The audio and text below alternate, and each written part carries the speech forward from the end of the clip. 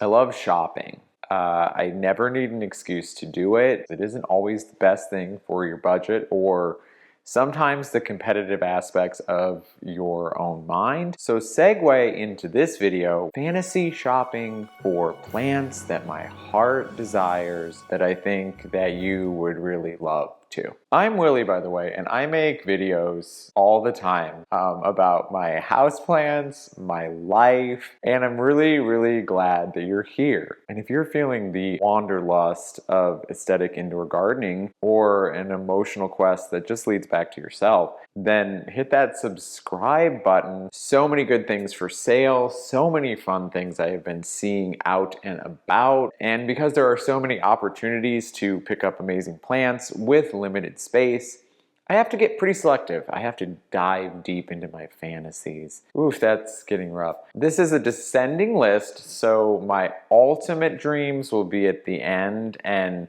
it will be working towards that creme de la. So first on the list is the Philodendron Glorious. I've wanted one of these for a while, and let me tell you why. I love my Philodendron Gloriosum. The Glorious harnesses all that velvety goodness, and it goes upward. That's what it's all about. Upwards towards the light instead of sideways. It is a hybrid between the Philodendron Gloriosum and the Philodendron Melanochrysum. Try and say that 5 times fast. It would be hard. I think that I am committed to the fact that I'm always tempted by velvet textured plants, even though they can be dust magnets and also really big attractors of pests. See, I'm already being the optimist that is constantly disappointed, even in my own dreams. These are regularly available online, and I have seen them pop up at a few plant stores locally, and they're really not that expensive, especially for the juvenile form. So it is definitely something that I'm weighing in my mind, and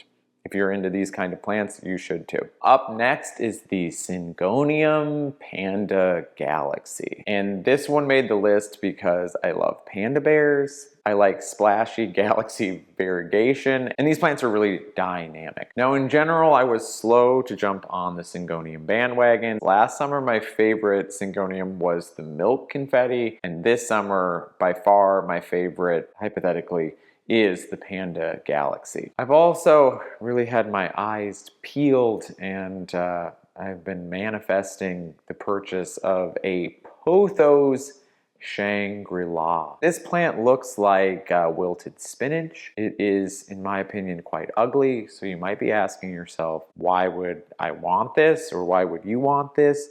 And the answer is very simple. It is so ugly, it's kind of cute. I found one on Etsy a few days ago that is like $18. So should I push the buy button? What do you think? To be honest, this looks like a fussy plant. I mean, even when it's flourishing, it still kind of looks like it's having a hard time. If you want something really ugly, but also really unique, I think this is the plant for you. And I just described everything I'm always looking for, so it's definitely the plant for me as well.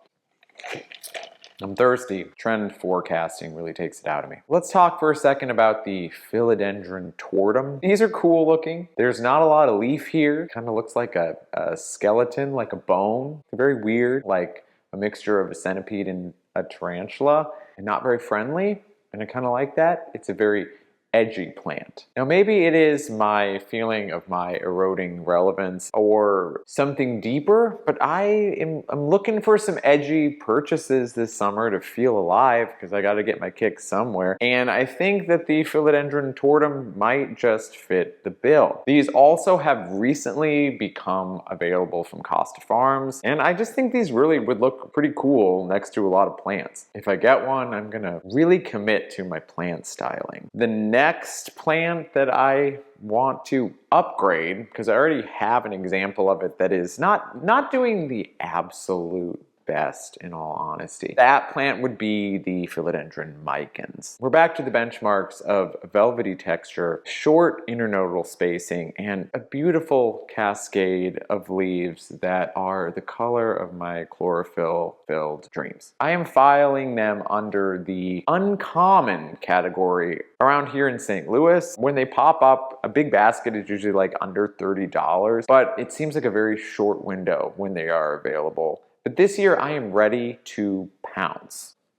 This plant is really topping my wish list, and that is the burl marks, or I've heard it referred to as the burly marks. Sometimes when you think about it, language and pronunciation is very relative, so I don't even know why I'm worried about it.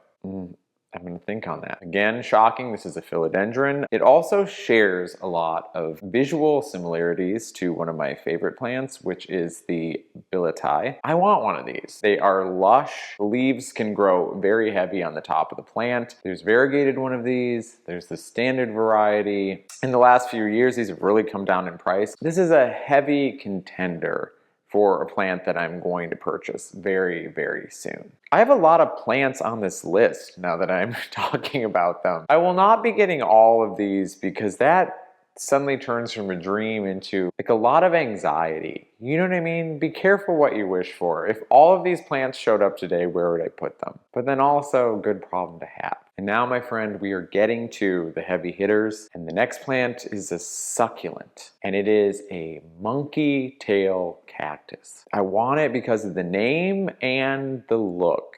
These are terrifying. They're spiky, but from what I hear, the spines are really soft, so they're not that threatening. I'm not making a very good case for this. Supposedly easy to take care of, but we've all heard that before. I want one for one of my top shelves behind me because I don't know, I just want to see some tubular action. These are hard to find, so it could be a while before I secure one. I've never owned a cactus in my entire life, so this would be the first one. The next plant that is striking my fancy. I need to be stopped, okay? So just stop me. But I want a pink princess, the galaxy variety. A good third of my YouTube content over the past year has been complaining about my other pink princesses, but I'm so masochistic, I want to get another one. These are so pretty, they're so cool. They've also fallen in price to a point that if I squint my eyes, they're almost affordable. I mean, maybe this time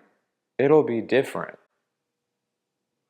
Should I compromise everything I stand for and get another philodendron that for me is just rife with issues and never does what I want it to? And I think that I unfairly judge because my expectations are too high? And the answer is, of course. Another plant that is getting an honorable mention, but I was lucky enough to acquire recently, is the Thai constellation Monstera. I'm obsessed with these. This is my favorite plant that I think I have ever gotten. I was describing it to my mom the other day as being more like getting a pet than getting a houseplant. I love my twin Thai constellation monsteras. They're making every day just a little bit better, and I've even named them. That one is Tegan, and this one is Sarah. If you want to have a lot of fuzzy feels and you want to feel like you can bask in some opulence, then just hang out at a Walmart with $40 and your life will be transformed, and you'll find yourself walking around your house holding these and feeling like you're sort of a distant cousin of the Kardashians, because you just are surrounded by so much luxury and variegated plant. And now I just have one more. It's the Spiritus Sancti. You can pick up a small one of these for under $100 thanks to tissue culture, and they're cool. They have long strap-like leaves. It is filed in my mind as being the rarest plant of all time. If I get one, hopefully it won't go the way of my baby Queen Anthurium. In situations like this, I'm gonna quote Dirty Harry and just, paraphrase, am I feeling lucky? Yeah, I am. Okay, but that leads me to my next question, and that is, what are you on the hunt for? What are you excited to bring home and call your own? Leave me a comment, and let's inspire each other to spend more money. You're the best. Thank you so much for hanging out with me today. I'm gonna talk to you so soon you won't even miss me. You're the best. Okay. Bye. Today, all I have been doing is worrying about doing stuff that I don't want to do and spending a lot of time getting anxious about responding to text messages that I should have responded to a few days ago, putting off mowing of my very small lawn, and also doing a bit of light cleaning. But I basically spent the whole morning worrying about doing those things and then did them all in like 10 minutes. So I guess this is a PSA for making a list if you struggle with executive functioning like I do, because if I would have just been able to check them off, I could have felt like I was getting somewhere.